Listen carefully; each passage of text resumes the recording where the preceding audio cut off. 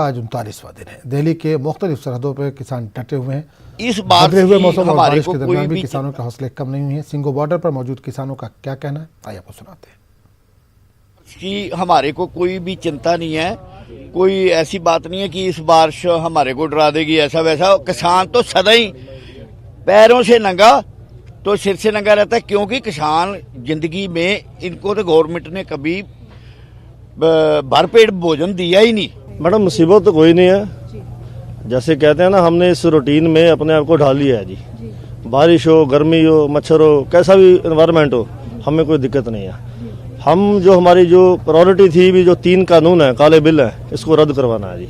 कोई प्रॉब्लम नहीं आई, जो परमात्मा कर रहा है वो सही कर रहा है। तो मोदी के माड़े दिन आ रहे हैं, जो परमात्मा ने बारिश की है ये हमारी फसलों के लिए, किसान की पैदाइश जो बढ़ती है, जो सब देश का, सारे देश का पेट भरता है, अन्नदाता है, उसके लिए बहुत अच्छी बात है। अपनी ट्राली में जा रहे हैं, मकान बनाया है ट्राली का।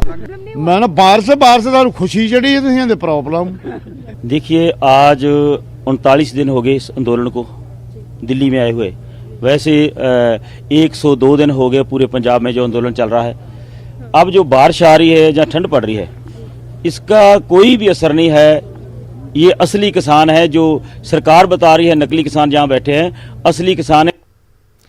डिग्री कॉलेज करगिल में ऑल इंडिया ऑनलाइन मुशायरे का एहतमाम किया गया। गवर्नमेंट कॉलेज ने पहली बार उर्दू के इस मुशायरे की मेज़बानी की। मिर्ज़ा असदुल्ला खां गालिब के 223वें योम पैदाइश की मुनासिबत से ये मुशायरा मुनक़्क़िद किया गया।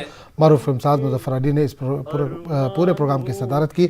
Centre for Persian studies JNU Delhi से वाबस्ता फारसी के मशहूर शायर प्रोफेसर अखलाक आहन इस मुशायरे में मेहमान खुसूसी थे।